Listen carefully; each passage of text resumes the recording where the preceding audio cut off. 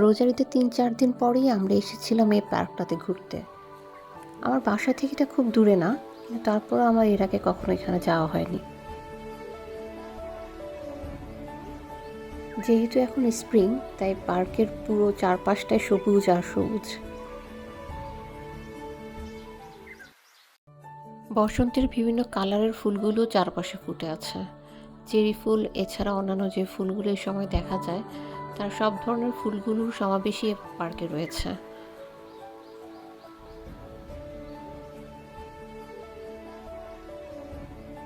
আমরা এখানে এসেছি সময় হাতে নেই, সাথে করে খাবার নিয়েও এসেছি। যেহেতু পার্কটা অনেক বড়, এখানে ঘুরতেও বেশ সময় লাগবে, তাই খাওয়া দাওয়া করলে বাচ্চাদেরও শরীরে এনার্জি থাকবে আর আমাদেরও থাকবে। তাই আমরা সবাই ওয়ান ডিশ পার্টির মতন করে যে যার যেটা পসিবল সেটা বাসা থেকে মেক করে নিয়ে এসেছি।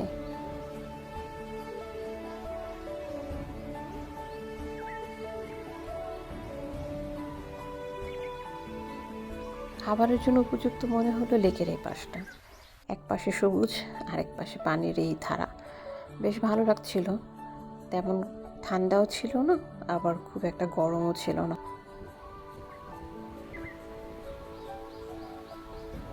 তাই এখানেই আমাদের খাওয়া দাওয়ার প্রিপারেশন চলছে।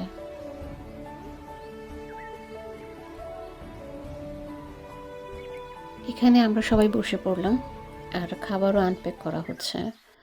যেহেতু আজকে খুব বেশি গরম বা ঠান্ডা কোনোটাই ছিল না, তাই আজকের ওয়েদারটা ঘোরার জন্য পারফেক্ট ছিল।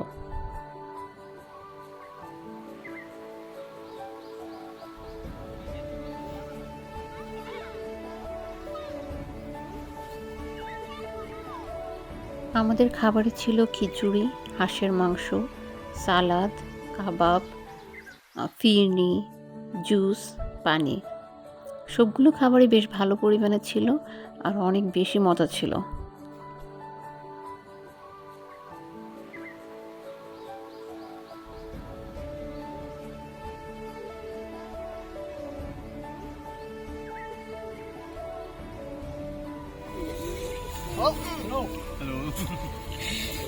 কেমন লাগে মানে ওরা দেখতেছে ভাই।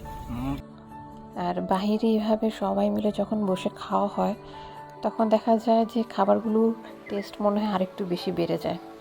মানে ওই খাবারের টেস্ট বেশি মনে হয়, প্লাস চারপাশের পরিবেশটাও খুব এনজয়েবল থাকে। সব মিলিয়ে একটা অন্যরকম অনুভূতি কাজ করে।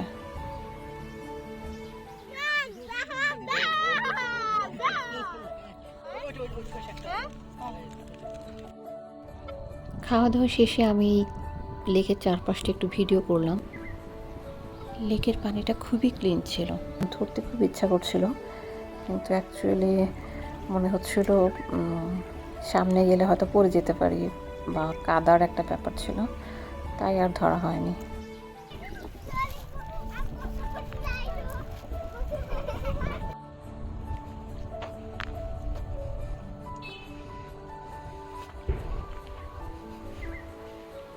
আসলে বসন্তে পার্কগুলো এত এত এত বেশি সুন্দর থাকে যে এখানে আসলেই মনটা ভালো হয়ে যায়।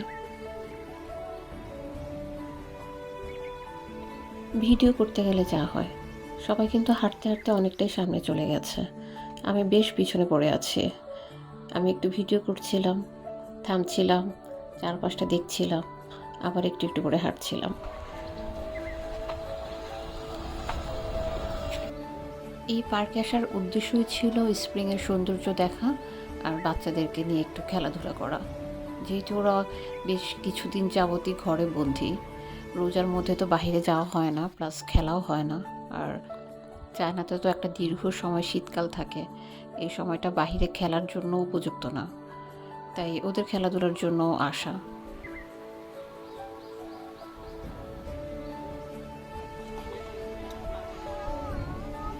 আচ্ছা চলো চলো। বাচ্চারা আসার পর থেকেই খেলার জন্য উদগ্রীব হয়ে আছে।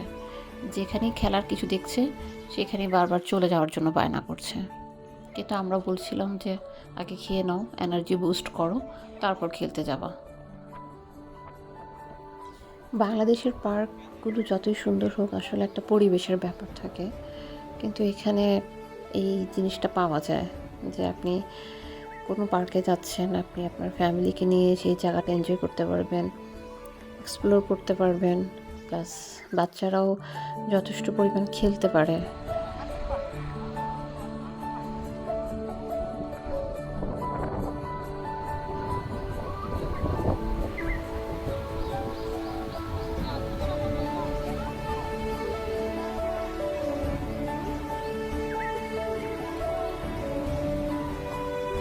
খুব বড় পার্ক এটা, একদিনে পুরোটা ঘুরে শেষ করা সম্ভব না, তাই যতটুকু পেরেছি আমরা এক পাশটা কভার করেছি। অন্য আরেকদিন আসলে হয়তো আরেক পাশটা ঘুরে দেখা যাবে।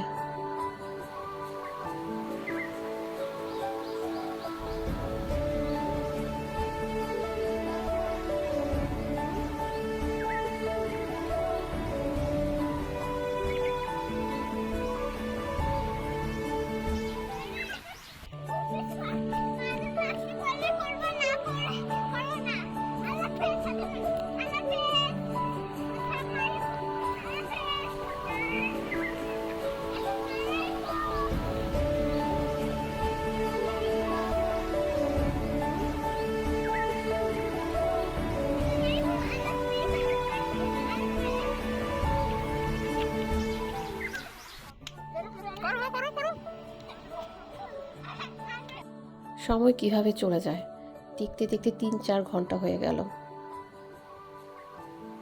আলহামদুলিল্লাহ, খুব ভালো একটা সময় কাটলো।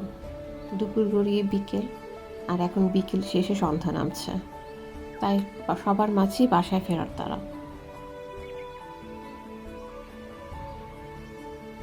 এই ব্রিজটার যে কী নাম ঠিক বলতে পারছি না, কিন্তু আমার এত বেশি ভালো লাগে। তবে অনেকেই মজা করে লন্ডন ব্রিজ বলে ডাকে। সূর্যাস্তের খানিকটা ঝলক দেখা যাচ্ছে, অসাধারণ। আলহামদুলিল্লাহ।